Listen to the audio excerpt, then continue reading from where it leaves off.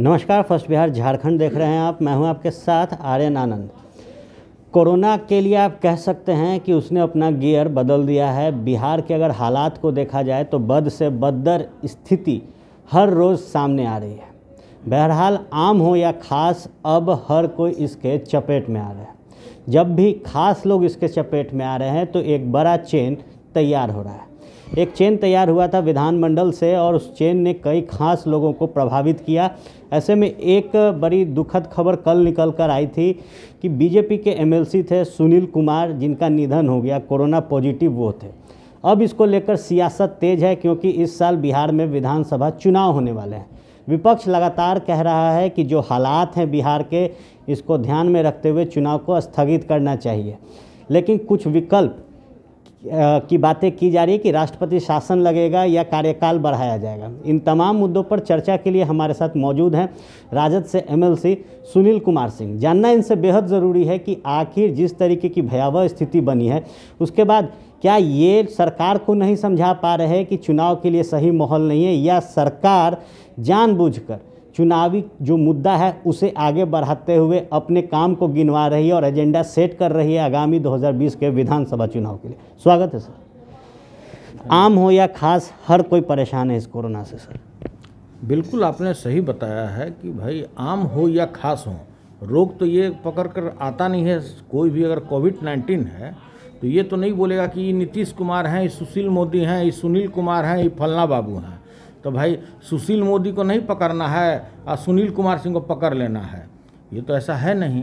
हाँ, अंतर इतना ज़रूर बिहार में है कि अगर सुशील कुमार मोदी संक्रमित हो गए कोविड-19 से तो उनके रिपोर्ट को बदल दिया जाता है। काहे कि उनका पीए भी संक्रमित है, उनका सिक्योरिटी भी है, उनको चाय पिलाने वाला भी संक्रमित है। तो कैसे सुशील कुमार मोदी बच गई, तो बड़ा यक्ष प्रश्न है। लेकिन चलिए, बड़े लोगों की बड़ी बात। और बिहार का जैसा लचर स्वास्थ्य व्यवस्था है, आप आकलन नहीं करेंगे। अगर यही लगातार यही व्यवस्था अगर बना रह गया तो संभवतः 1-2 लाख व्यक्ति तो अभी एकाध महीने के अंदर में काल कवलित हो जाएंगे। जैसे अभी आपने जिक्र किया, उनका भी नाम संजोगवश सुनील कुमार है, उनको भी हम श्रद्धांजलि देते हैं। अब सुनील कुमार हैं, बीजेपी के लगभग 75 लोग संक्रमित हुए। किनका क्या हालात है, हॉस्पिटल उनको ले भी रहा है कि नहीं ले रहा है, किसी को कोई जानकारी नहीं है। क्योंकि अभी आपने देखा होगा कि होम्स विभाग के एक अंडर सेक्रेटरी उससे बदतर यहाँ के व्यवस्था के बारे में क्या आकलन कर सकते हैं। जो लड़की क्वारंटाइन में जाती है पीएमसीएच जैसा, जो शहर के नाक के बीच में है, उसके साथ बलात्कार। तो भाई अगर क्वारंटाइन में जाइए तो बलात्कार झेलिए, और एक तो ऐसे भी अगर एम्स में अगर जाइए तो क्या सोशल डिस्टेंसिंग और क्या ये आपका कोविड-19 मेला का दृश्य बना रहता है। भर्ती होने के लिए, टेस्ट के लिए मेला का दृश्य बना हुआ है। अभी 1-2 रोज़ के पहले सरकार की नींद खुली। अब प्राइवेट लोगों को भी उन्होंने स्वीकृति दिया कि भाई आप भी वहाँ भी कोविड-19 का आप जाँच कर सकते हैं। अरे कमाल हो गया भाई, जब सारे पब्लिक मर गए, कितने लोग संक्रमित हो गए, तब आप प्राइवेट को छूट दे रहे हैं। क्या मजाक बना कर रखे हैं। सुनील जी, एक केंद्रीय टीम आई थी, 3 लोगों की ये बेंच थी जिसकी अगुवाई लगा कर रहे थे। बहरहाल वहाँ से निकल के आया कि एनएमसीएच के जो अधीक्षक थे उन्होंने जब अपनी बातें बताई, पीड़ा बताई, हॉस्पिटल के मैनेजमेंट की बातें की, तो उनको डिस्चार्ज, मतलब कह सकते हैं आपकी ड्यूटी से बर्खास्त कर दिया गया। अरे अभी तो बहुत सारे डॉक्टर को डिस्चार्ज होना है। जैसे जो माननीय मुख्यमंत्री जी के हैं, जो उनके भतीजी को पॉजिटिव बता दिया, पॉजिटिव था तो पॉजिटिव बताया, तो वहाँ हंगामा हुआ कि तुम पहले हमसे क्यों नहीं पूछा, कैसे तुम रिपोर्ट पहले दे दिया। उसी तरह से सुशील मोदी जी पॉजिटिव हैं, उनका भी रिपोर्ट बेचारा डॉक्टर एठो निरीह प्राणी पॉजिटिव बता दिया, उसका भी आने वाले समय में जान जाना है। उसको भी डिसमिसल लोग कोई ना कोई बहाने करेगा। तो देखिए, जहाँ नकली मास्क, नकली किट, नकली टेस्ट किट, तो वहाँ तो यह होना ही है। ये थोड़ी ही है कि रोग आम और खास पकड़ेगा।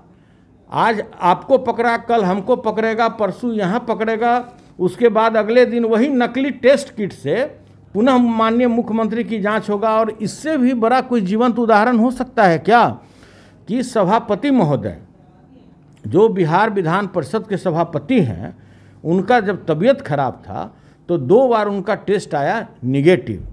और जब उसके बाद भी बताया कि मेरा तबीयत ठीक क्यों नहीं हो रहा है, तो उनका रिपोर्ट आता है पॉजिटिव। तो ये तो सबसे बड़ा उदाहरण है इस राज्य के लिए कि स्वास्थ्य विभाग और बिहार सरकार, और स्वास्थ्य विभाग में मंत्री का क्या चलता होगा आप भी आकलन कर सकते हैं, जो भी मंत्री है उनका क्या चलता होगा विभाग में आप आकलन कर सकते हैं।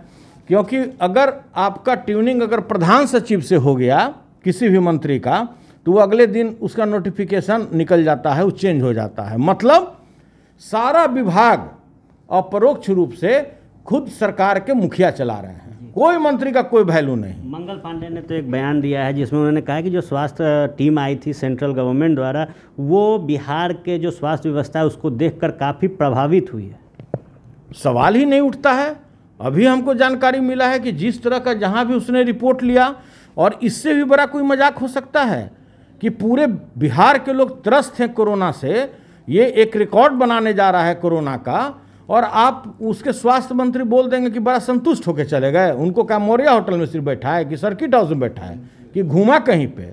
तो आप भी खुद आकलन करें कि अगर वो टीम कहीं घूमा होगा तो जिस तरह से यहाँ पर कोविड-19 फैलता चला जा रहा है, कोई बोल सकता है कि आपके व्यवस्था से कोई संतुष्ट है?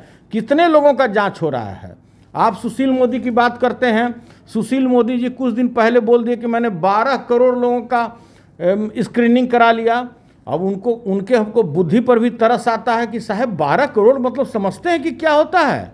अगर प्रतिदिन आप 5000 व्यक्तियों का भी अगर आप कोरोना का टेस्ट करें, उसका स्क्रीनिंग करें, और आज अगर राज्य में नसबंदी लागू कर दें कि आज के बाद से कोई बच्चा जन्म नहीं ले, तब भी 60 वर्ष लगेगा पूरे लोगों के स्क्रीनिंग कराने में।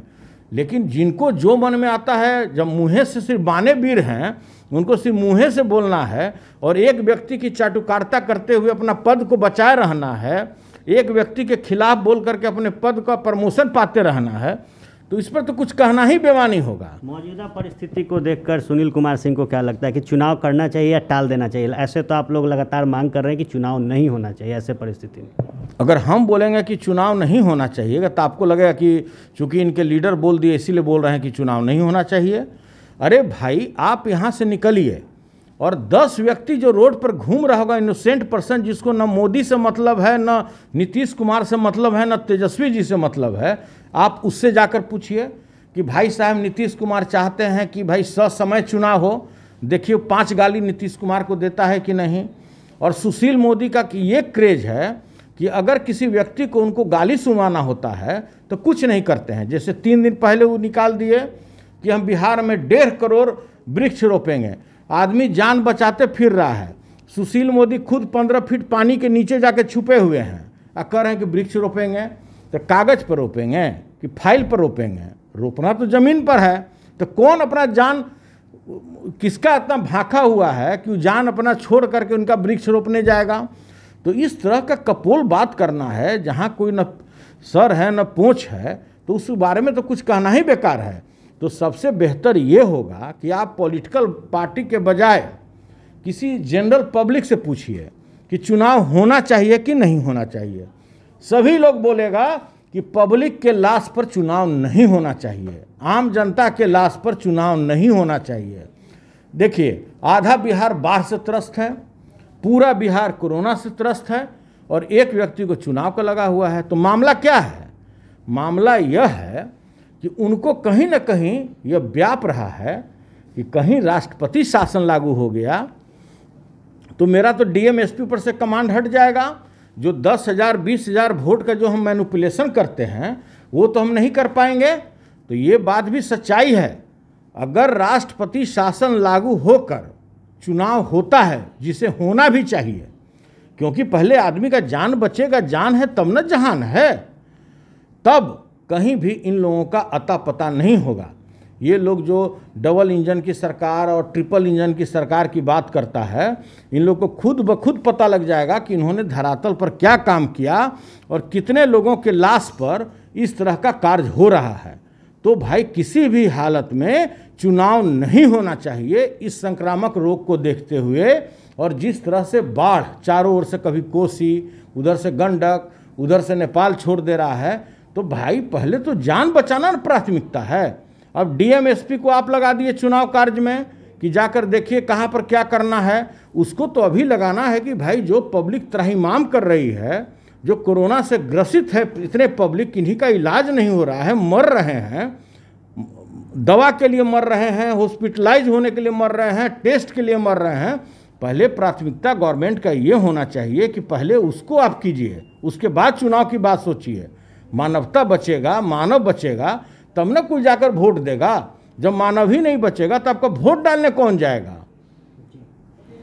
तो साफ तौर पर विकास उन लोगों के लिए करना ज़रूरी है। इस वक्त जो लोग परेशानियों में हैं, सूरज चांद वाला विकास चाहिए, आम और ख़ास में फ़र्क कर कर विकास नहीं चाहिए। चुनाव होता रहेगा।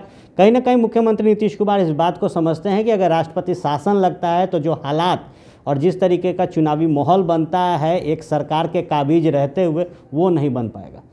हम फर्स्ट बिहार हैं, नई खबरें ऐसे ही आप तक लेकर आएंगे। आप बने रहिए हमारे साथ। धन्यवाद।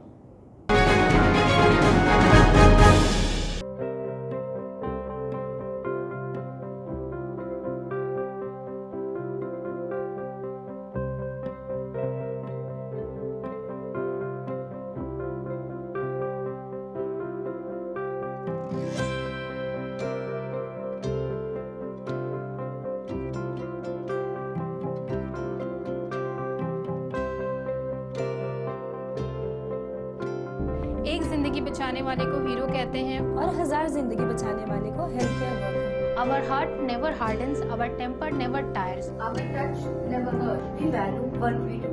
We at Paras work for cause, not for applause. Lockdown के समय, लॉकडाउन के बाद हम हैं आपके साथ।